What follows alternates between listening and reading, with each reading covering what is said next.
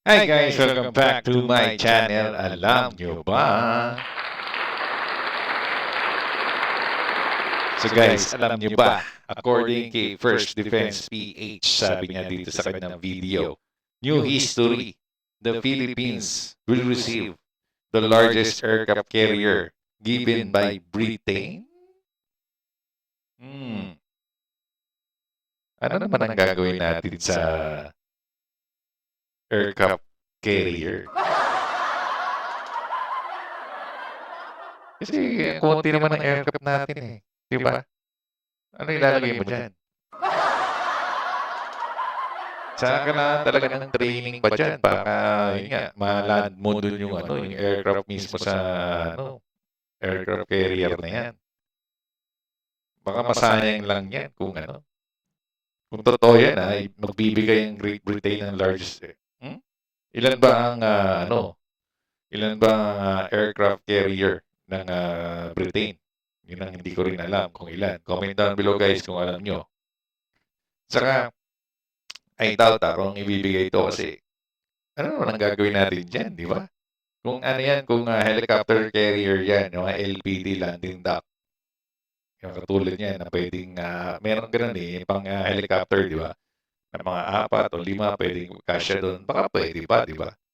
Pero aircraft carrier, sabihin natin mga fighter jet, Hindi ko alam kung mga fighter jet to, ano, kasi hindi ko pa naman napapanood tong video na to eh. Taktak ako ng taktak agad, di ba? Eh, hindi ko pa pinapanood kaya nagre-react lang ako sa description niya. Pero, ewan ko lang kung totoo to Pero panoorin na natin ang kanyang video. Let's go! Princess of Waves. Oh.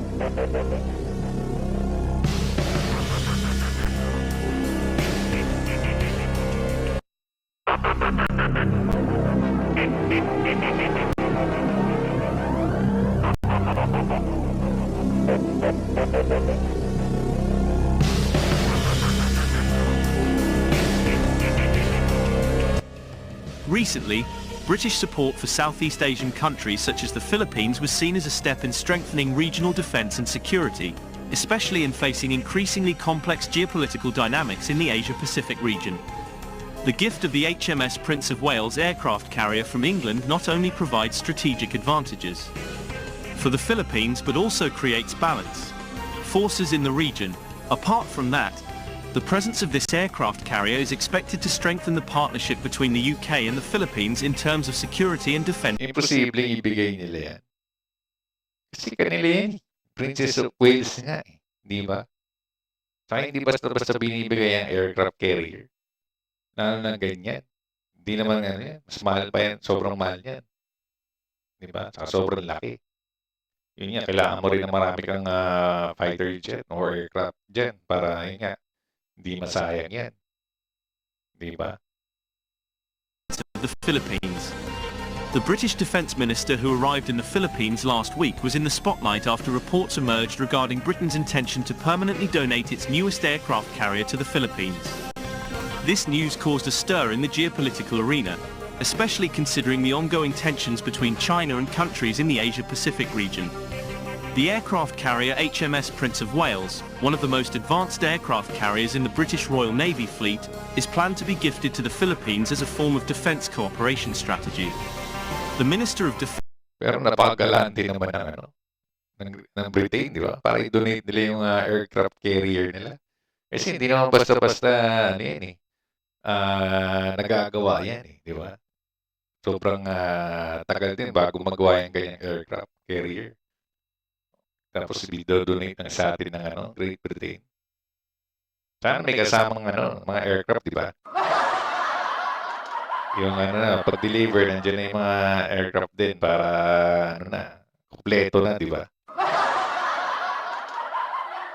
Pero kung totoo man, parang nangihinayang ako dahil nga sa sa multi-role fighter jet natin, di pa tayo makapag-decide kung anong mabibili natin, ano ilalagay natin. Di ba? Kung ano na lang siguro, additional, corvettes or frigates, at least maasahan pa natin yun talaga. Ano ba ang convert niyan? Siguro mga 2, 3 corvettes, gano'n, o 3 frigates. Yun na lang sana ibigay. Pero choosy pa ba tayo kung ibibigay? Pero high maintenance yan, mga idolo, di ba? Baka hindi natin kayanin yan. Pero kung donation din, baka masayang din kasi talaga eh. Nangihinayang lang din ako kung i-donate ng ano yan, ng Great Britain yan sa atin. Baka hindi naman sa masayang, di ba? Parang hindi kasi siya naakop ngayon sa fleet natin, eh, di ba? Kasi nga, konti pa lang yung aircraft natin, mga fighter jets natin. Ano ilalagay kasi natin talaga dyan? Hindi ko kasi lubos maisip eh.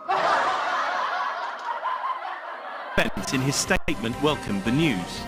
We appreciate the UK's extraordinary support in this action, which will substantially enhance the Philippines' maritime defence capabilities. This is a positive step in maintaining stability in the region.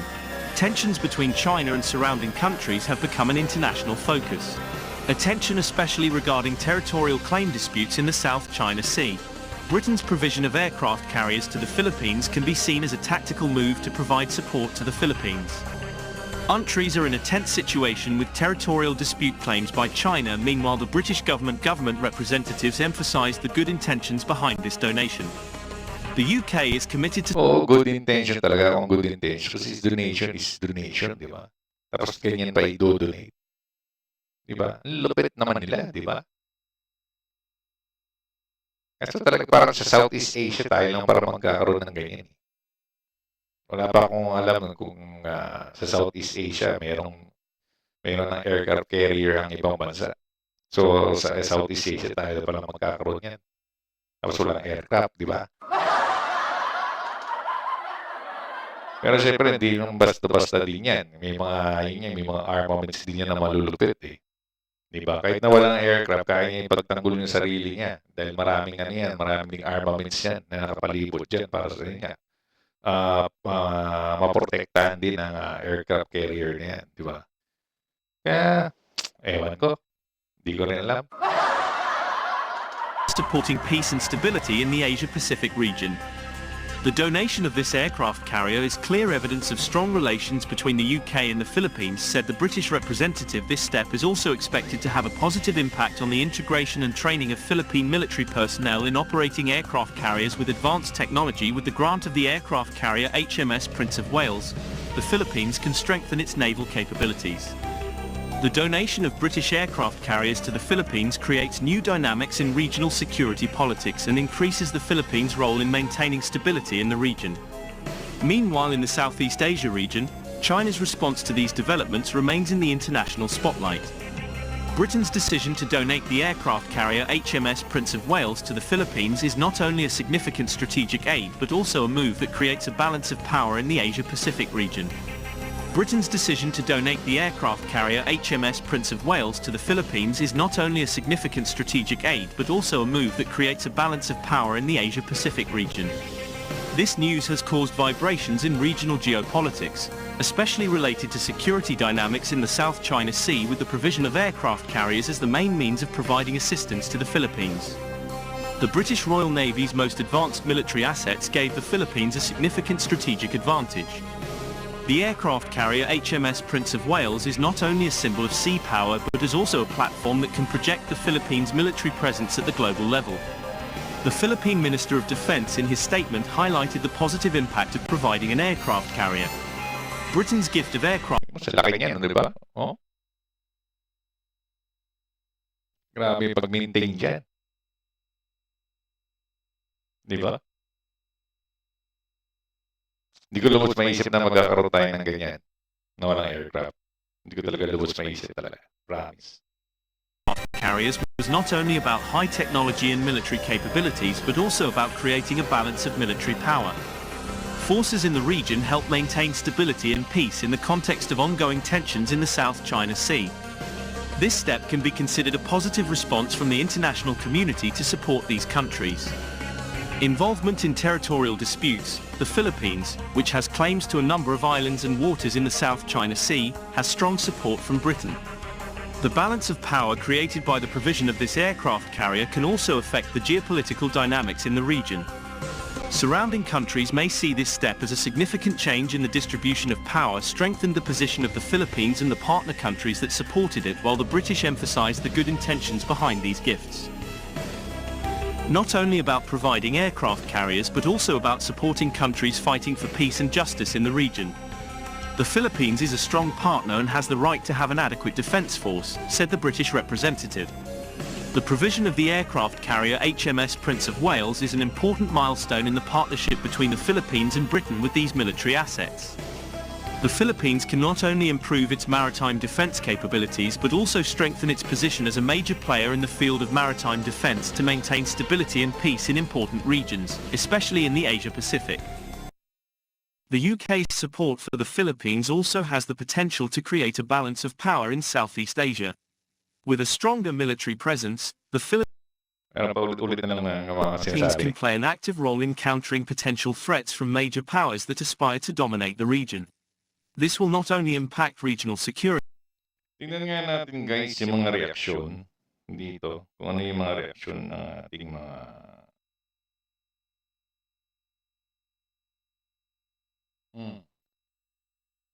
nalagay dito, thank you UK, Filipino appreciate the concern and generosity. Mga good ano naman, mga positive thank you.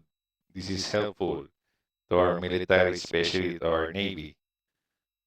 Wala namang masamang mangarap at managinip ng gising hanggang mangarap, hanggang pangarap na lang yan, mga brad. Di ba? Bumisita lang po. So,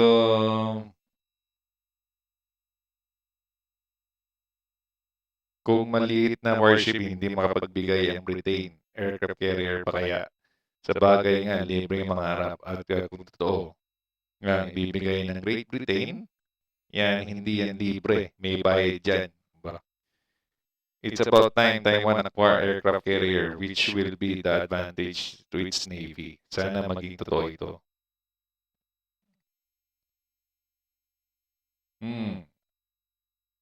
Ang tagal ng news na yan, pero hindi pa rin na, nagkakatotoo. Walang dumarating na aircraft carrier. Puro drawing. In dreams only. Sana lang para mga China magdalawang isip. Di rin, ang dami aircraft carrier ng China, di ba? Kaya naman, pinangakuan na nga gusto ninyo pang magkatotoo. Hindi pa pwedeng pangako na lang. So, may mga positive and may mga hindi naniniwala din. Ako medyo I doubt din, di ba? Sa tama ngayon, kung ibigay na lang nila yung mga, mga fighter jets, mga yan, mga tanks, yan. Di ba? Mga MLRS, yan, pwede pa yan di ba? Pero aircraft carrier kasi masasayang ng sa atin yan Wala pa tayong mga aircraft Pero update na lang tayo guys kung totoo man to o hindi. Balitaan ko po kayo. I-update ko po kayo mga idolo. Again, maraming salamat kay First Defense PA sa kanyang video. So, lalagay ko sa description down below ang full video na to, pati po ang kanyang YouTube channel mga idolo. Don't forget to subscribe po sa kanya. At syempre rin, huwag niyo rin po kalimutan mag-subscribe dito sa aking channel. Hit niyo po yung notification bell at i-like po ang video na ito mga idolo. At huwag din niyo po kalimutan na mag-follow sa aking Facebook page na Alam Nyo Ba? So guys, dito na po tayo nagtatapos. Maraming salamat sa lahat. Ingat po tayo lagi and God bless us all. Bye-bye.